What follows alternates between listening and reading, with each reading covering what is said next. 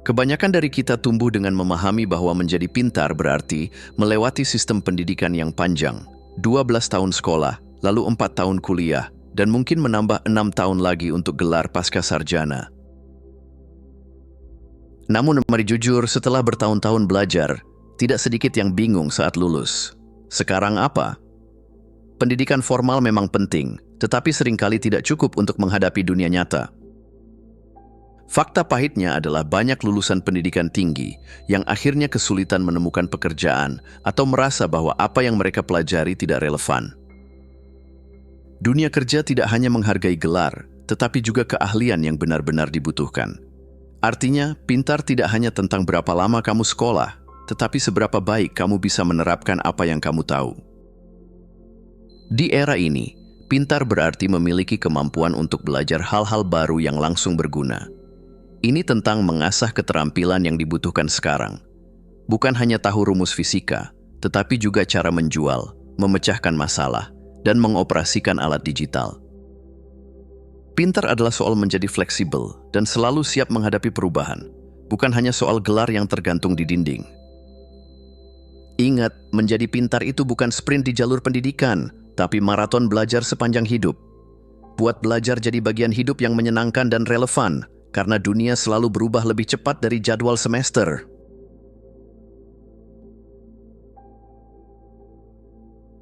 Mari jujur, kenapa sih kita ingin jadi pintar? Apakah demi nilai A+ di setiap ujian, atau sekadar biar terlihat keren saat debat santai di kafe?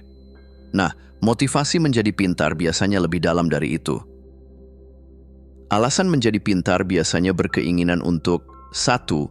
Menghasilkan uang. Ini alasan klasik tapi logis. Semakin banyak keterampilan yang kamu kuasai, semakin besar peluangmu untuk menemukan pekerjaan yang menghasilkan atau bahkan menciptakan bisnis sendiri. 2. Memecahkan masalah. Orang pintar sering jadi go-to person saat ada masalah. Misalnya, temanmu lupa password Netflix mereka, kamu bisa bantu. Atau malah tahu cara hacknya, tapi jangan ya. 3. Menguasai subjek sulit. Ada kepuasan tersendiri saat kamu akhirnya paham matematika tingkat dewa atau cara coding. Selain bikin CV-mu keren, ini juga bikin kamu merasa seperti superhero yang punya kekuatan tersembunyi. 4. Terdengar pintar. Siapa yang nggak suka dihormati saat ngobrol? Tapi hati-hati, jangan sampai terlihat arogan. Orang pintar sejati tahu kapan harus berbagi ilmu dengan bijak. Jadi, apa alasanmu? Apapun motivasimu, menjadi pintar adalah investasi terbaik untuk dirimu sendiri.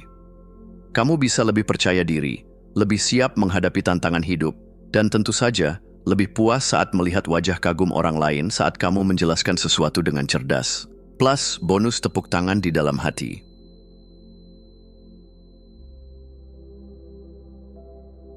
Kamu pasti sering dengar saran-saran seperti ini. Makan ikan itu brain food. Atau tidur cukup biar otakmu segar. Kedengarannya masuk akal kan? Tapi ayo kita bongkar. Memang benar, pola makan sehat, olahraga, dan tidur cukup itu penting.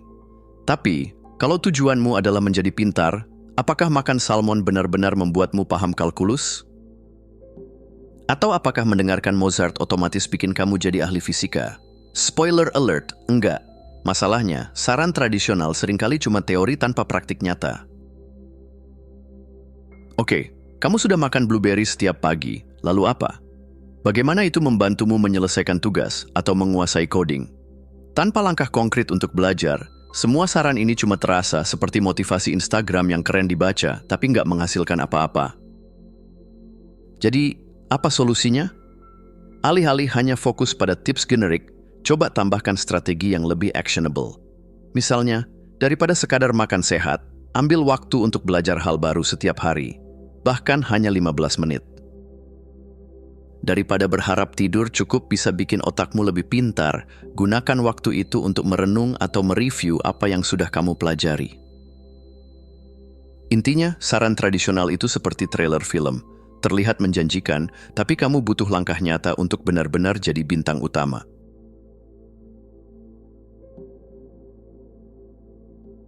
Oke, sekarang kita masuk ke bagian seru. Gimana caranya biar jadi pintar beneran, dan bukan cuma kelihatan pintar? Ada beberapa strategi praktis yang bisa langsung kamu coba. 1. Membaca buku. Ini cara klasik yang enggak pernah gagal. Jangan remehkan novel-novel seru. Mereka bisa meningkatkan imajinasi, kosakata, dan kemampuan memahami emosi serta dialog. Siapa tahu, setelah baca, kamu jadi lebih jago negosiasi, atau setidaknya lebih siap kalau hidupmu tiba-tiba jadi drama. Kalau mau belajar sesuatu secara spesifik, buku non-fiksi adalah jalan ninja. Dari cara masak sampai strategi investasi, semuanya ada. Bonusnya, kamu punya bahan obrolan cerdas yang bikin orang kagum di meja makan. 2. Menyampaikan pengetahuan dengan bijak. Ilmu itu seperti kue, makin seru kalau dibagi, tapi jangan bikin orang lain merasa minder. Hindari juga sikap sok pintar. Nggak ada yang suka kalau kamu nyerocos soal teori kuantum di tengah obrolan santai. Lalu ajarkan apa yang kamu tahu dengan cara yang mudah dimengerti. Orang yang pintar sejati tahu caranya bikin orang lain merasa pintar juga. 3. Memilih buku dengan efektif. Bingung mau mulai dari mana? Pilih topik yang benar-benar menarik buatmu. Kalau kamu suka, belajar jadi lebih gampang. Bisa juga gunakan sumber online seperti rekomendasi Goodreads atau ulasan YouTube buat cari buku yang sesuai kebutuhanmu. Jadi pintar itu nggak harus serius dan membosankan. Mulai dari membaca buku, berbagi ilmu dengan cara yang asik, dan pilih bacaan yang benar-benar relevan buat hidupmu. Jangan lupa, pintar itu bukan soal tahu semuanya, tapi tahu hal yang berguna dan bisa dibagi dengan orang lain.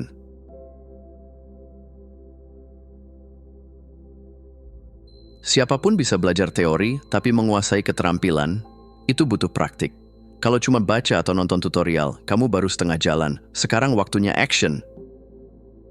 Kamu nggak harus belajar semua hal.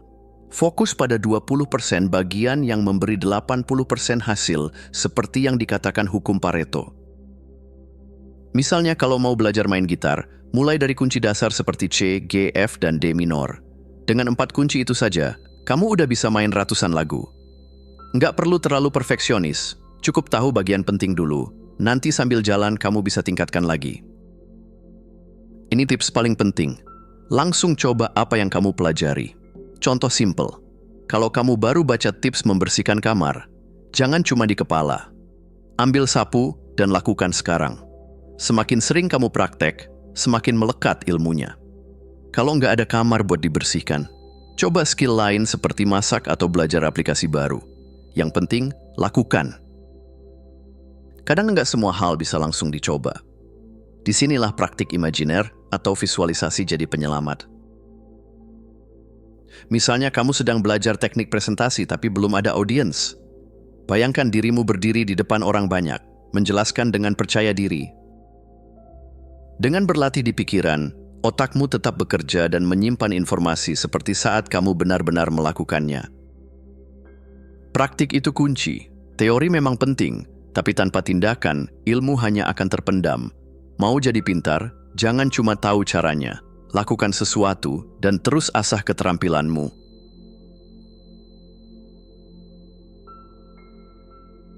Belajar itu nggak cukup cuma paham, kamu juga harus bisa ingat apa yang dipelajari.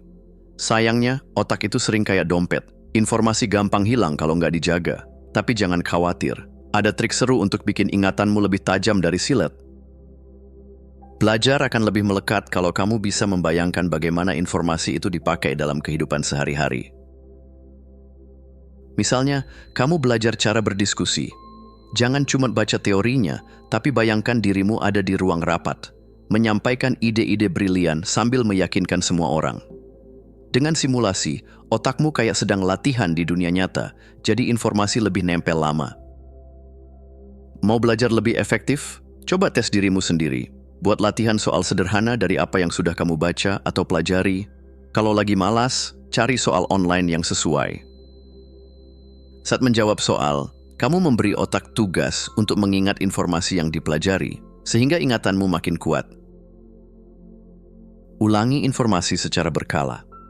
Kalau belajar sesuatu hari ini, coba review lagi besok, minggu depan, dan bulan depan. Ini dikenal sebagai spaced repetition. Hubungkan informasi baru dengan hal yang sudah kamu tahu. Misalnya, Kalau kamu belajar biologi tentang fotosintesis, pikirkan gimana tanaman di taman depan rumahmu bekerja. Semakin relevan informasinya, semakin mudah diingat. Mengingat itu soal trik dan latihan. Dengan simulasi, latihan soal, dan sedikit sentuhan spaced repetition, kamu nggak cuma belajar, tapi juga memastikan otakmu siap menyimpan ilmu itu untuk jangka panjang. Jadi, siap jadi mesin pengingat?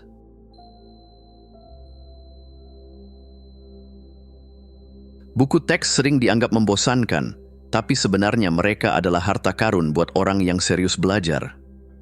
Mau jadi pintar dengan cara yang efisien, buku teks adalah sahabatmu. Yuk kita bahas kenapa mereka layak dapat tempat di meja belajarmu. Buku teks itu seperti teman yang langsung ke inti pembicaraan, nggak bertele-tele. Mereka memberi kamu informasi penting dalam format yang terstruktur. Misalnya, kalau belajar tentang fisika, buku teks langsung ke hukum Newton tanpa cerita panjang tentang apel jatuh, kecuali yang penting. Ini bikin waktu belajarmu jadi lebih efektif. Salah satu fitur keren buku teks adalah adanya latihan soal di akhir bab. Soal-soal ini membantu otakmu berolahraga. Kamu jadi tahu apakah benar-benar paham atau cuma merasa paham. Dengan mengerjakan soal, kamu juga mempraktikkan apa yang dipelajari, yang artinya makin kuat ingatannya. Oke, mari jujur. Buku teks kadang bikin ngantuk, apalagi dibanding video YouTube yang penuh animasi dan musik catchy. Tapi ingat, buku teks itu lebih dalam. Mereka memberi penjelasan lengkap, bukan versi ringkas yang sering kita temukan online. Kalau butuh bantuan visual, gunakan buku teks bersama video pendukung. Jadi kombinasi sempurna kan? Tips untuk membaca buku teks. Jangan baca dari awal sampai akhir seperti novel. Baca bagian yang relevan dulu. Gunakan highlight atau catatan untuk mencatat poin penting.